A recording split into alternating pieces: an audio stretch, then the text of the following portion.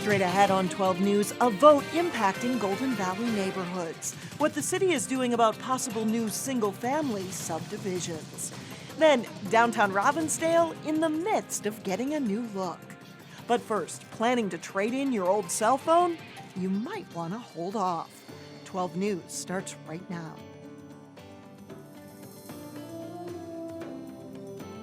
Hello, and thanks for joining us. The latest iPhone coming out on Friday is a hot item, but your used phone could become a hot item too. You don't want that. A local security expert says trading in your old smartphone could have consequences. Delane Cleveland joins us now to explain. Delane? Yeah, Mike and Alex, an awful lot of personal information is stored on these phones. If you're not careful, trading in your old smartphone could give hackers access to all of your private data. If you don't take preventive steps by wiping your phone, someone with proper technical knowledge can recover your text messages, your contact list, your banking credentials, your username and passwords if you do online banking. Cell phone stores are expecting large crowds for Friday's iPhone 6 release. Verizon Wireless, for example, is offering gift cards for trade-ins of old smartphones. The good news for iPhone users, anyone with an iPhone 4S or later model can do a factory reset to clear all of that data on your phone. But if you have an iPhone 4 or earlier model, the factory reset won't do the job. Security experts say don't turn them in and don't recycle them because they still may contain personal information that can be retrieved even if you've activated the reset function. Destroy it using a hammer, a drill, lightning works well, but to some way physically destroy that device. You don't want to recycle it. You don't want to turn it in. And I know that goes against a lot of what we're taught. You want to recycle, but not when it comes to your personal data. Well, if you have an Android device, experts say the reset function works if your phone is less than 2 years old. If you have one that's older than 2 years, you're better off destroying it too. Mike? Better safe than sorry. All right, thank you. A Minneapolis man is accused of 2 bank holdups, including one last week in Maple Grove. Police say Melvin Gatlin was arrested near his North Minneapolis home after leading Maple Grove police on a high-speed chase along I-94. He's charged with robbing the Americana Community Bank in Maple Grove and a Premier Bank branch in Albertville. In both holdups, police say Gatlin wore a yellow hard hat and safety vest, and police found the clothing and cash at his home. We made a mistake. We need to get this right. That's what Vikings owners said over and over today on their decision to keep Adrian Peterson away from the team. Star running back faces a felony child abuse charge in Texas. And while that case sorts itself out in court, it brings attention to the issue of child discipline and the best ways to handle it. And joining us now is Dr. Sally Brinza, a clinical psychologist in Maple Grove. Sally, thanks so much for joining us. The issue of disciplining children sparks a wide range of emotions and views. What's appropriate, and how does a family's background play into this equation? Well, we all tend to parent how we've been parented unless we're consciously trying to parent differently. And when we're in a discipline situation, it's frequently one where we're frustrated or upset, and our rational part of our brain doesn't always kick in as well when we're in that mode. And so it's important to think about what we're expecting from the child in that situation. Is it appropriate? Is it something they're capable of? And also what we want to teach them in that situation. If they're not doing something right, we want them to actually be doing something differently. And so we have to be communicating what that is and reinforcing what that positive opposite So is. what works best? And then how does the age of the child figure into this? Well, obviously, we don't expect a 2-year-old to sit like this for 2 hours without any kind of thing to occupy them. And if we did, they obviously would misbehave because they're not capable of doing that. So you have to take into account what your child is capable of, and not every 2-year-old is capable of the same expectations as every other 2-year-old. And so knowing your child, and again, having moderate, reasonable expectations, communicating ahead of time. We're going to the park. You're going to have time to play on the swings, and then when I tell you it's time to go, and giving them a heads up so they have time to make that transition from something they enjoy doing to something they don't want to do, and you can help facilitate their making that transition. And what about children themselves? If they have a question, if they've heard about this Adrian Peterson case, how best to answer their questions about a man who many considered a role model? Well, I think you can look at him from different aspects. He is a talented athlete, and we can respect the fact that he's put lots of time and effort into becoming a talented athlete, and we can respect that. But he's also human, and he's obviously, we don't want to be putting up as this is our expectations for some things just because he is a talented athlete. Very good. Thank you very much for coming in. Thanks so much for joining us. Thank you. In other news, the city of Golden Valley is putting the brakes on plans for new single-family subdivisions. On Tuesday night, residents came forward with concerns about proposed subdivisions impacting the character of neighborhoods. By a 3-2 vote, the city council approved a moratorium so the city can study the possibility of creating new zoning standards to preserve green space. The moratorium takes effect immediately. It would not impact developments proposed before Tuesday's vote. Plymouth police are renewing efforts to crack down on speeders. They say it's not just about giving out tickets, but educating the public. You were traveling at 40 miles an hour in the posted 30 zone. And that driver was lucky. She got away with a warning, but for the whole month of September, Plymouth police will pay extra attention to speeders. Police say speeding is not only speeding, but it could put a dent in your wallet. The speeding ticket for anywhere from 0 to 19 miles an hour over the posted speed limit will cost the driver $145. When you hit 20 miles an hour or more over the posted speed limit, the fine jumps to $210. And officials say speeding accounts for 130 traffic deaths in Minnesota each year. An unusually harsh cold-like virus is now confirmed in Minnesota. A strain of the enterovirus was detected in one Minnesota child who needed hospital care and is now recovering at home. The infection has spread throughout the Midwest and can cause severe breathing problems in children. Twin Cities hospitals have seen a surge of patients that they don't typically have until flu season. Coming up next, money-saving tips for planning a family cruise vacation. Then later in sports, it's a pair of thrillers as Wayzata takes on Minnetonka in girls and boys soccer. But first, perfect September weather continues into Thursday.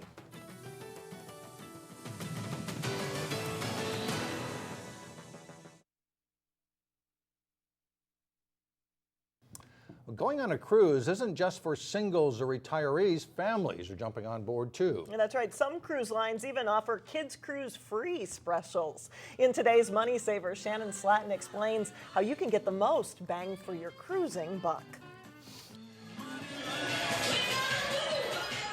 This is video that Jen Jamar took on her first Caribbean cruise with her 3-year-old son, Levi. She captured cupcake decorating, exercise class, ice skating, even Shrek dancing at dinner. No matter the time of day, Jen says there was always something to do. We had a lot of fun. Jen got to write about it all on her blog, Life with Levi, which was the reason for her 7-day Royal Caribbean cruise. Which I had cruised on before, but going with my 4-year-old was going to be a new experience. Even though the cruise was for people of every age, she found it also catered to kids. We could have toys not only accessible to us, but delivered to our room, and then new toys delivered each day. With the only hiccup being a few activities that Levi wasn't quite ready for. If your kid is partway potty trained, there are activities that they're not going to be able to participate in. But Jen plans to go again with kids in tow, and she's not alone. The beach has been the most popular with the kids. At Travel Leaders in Maple Grove, travel consultant Tricia Perner says multi-generational cruises are in. Cruising is a really nice way to get everybody on a vacation with lots of options for everybody in the family. If you are looking to cruise with kids, examine the kids policy. Some lines allow certain ages to go free, others allow the 3rd or 4th passenger to be free. To save money, look for 3 to 4 day cruises on older ships. And then going off peak time is really going to be your money saver, both with the airfare to get to the cruise ports as well as the cruises themselves. Finally, it's recommended to book 6 to 9 months in advance, with many cruises offering payment plans, so you can pay it off before you go. I think cruises offer an incredible value for families. because where else can you know that you've already budgeted for activities, lodging, and meals all in one place? In Maple Grove, Shannon Slatton, 12 News. And each cruise line does have different amenities and rules regarding children. It's important to factor those in, of course, when you're booking your trip. Coming up, a mural inspired by nature takes shape in Robbinsdale. But first, Totino-Grace squares off with Armstrong in Northwest Suburban Conference Volleyball. John Jacobson has that next with sports.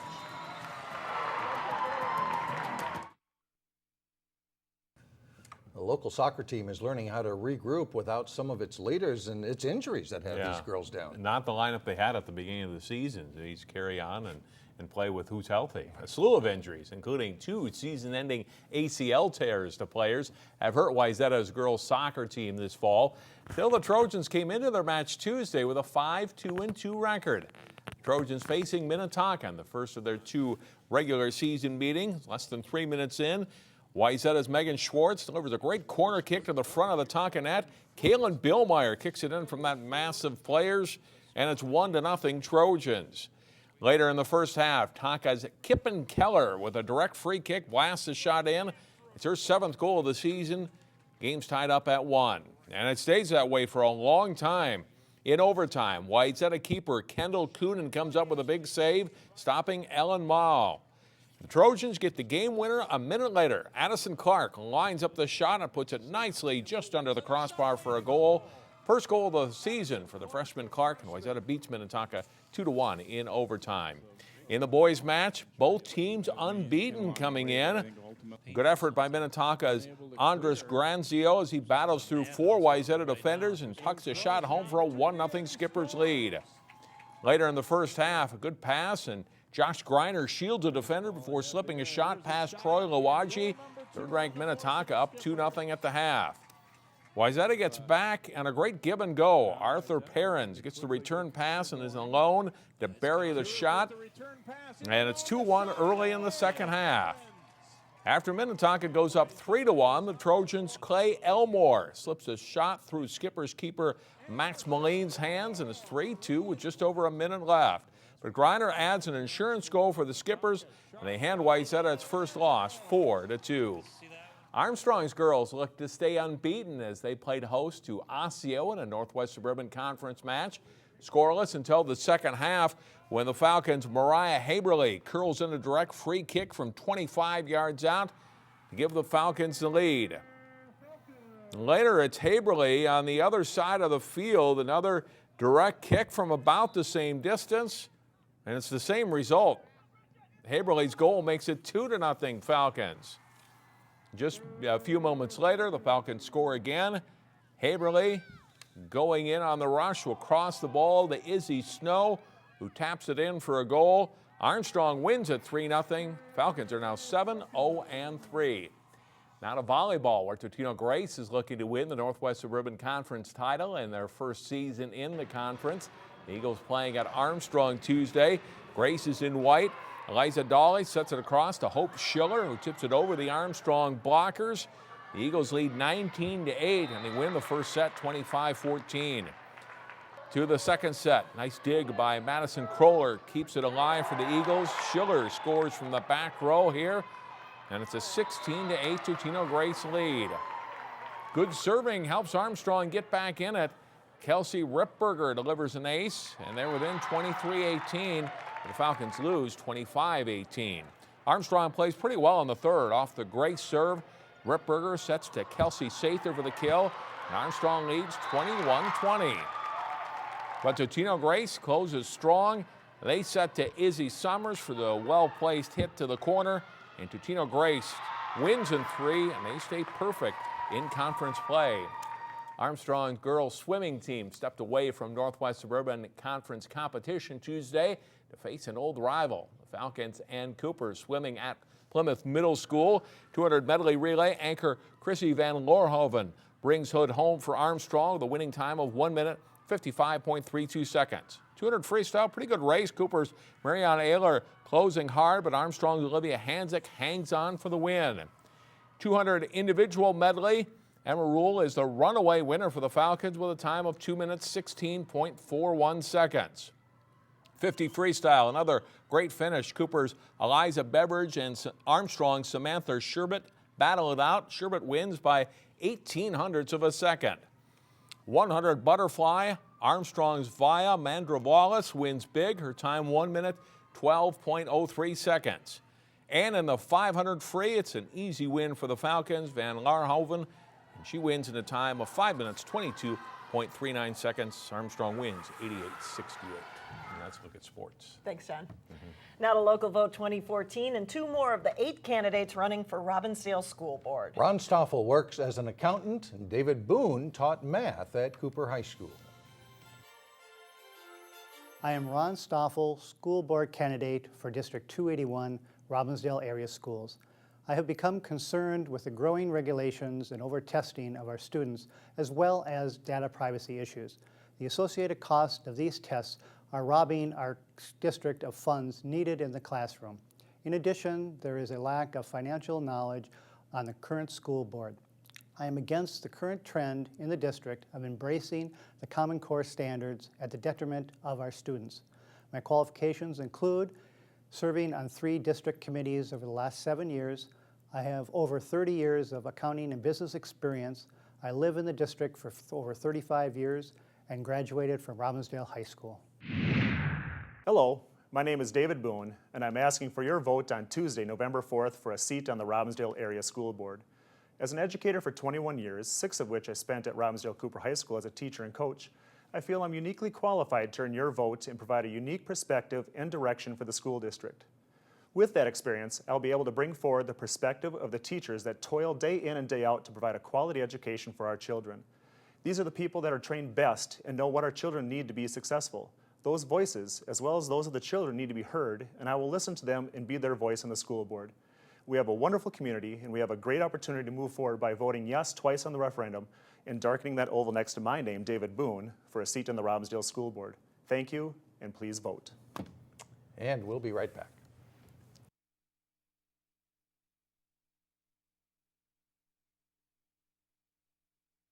The final design is still a secret, but we're starting to get a picture of the new mural in Robbinsdale. That's right, take a look at this. It's a nature-inspired outdoors scene that's about 60% complete, according to artist Sean McCann of Crystal. McCann hopes to have the mural finished by October 1st, and he says it'll include people and activities, but also a few hidden elements for people to discover.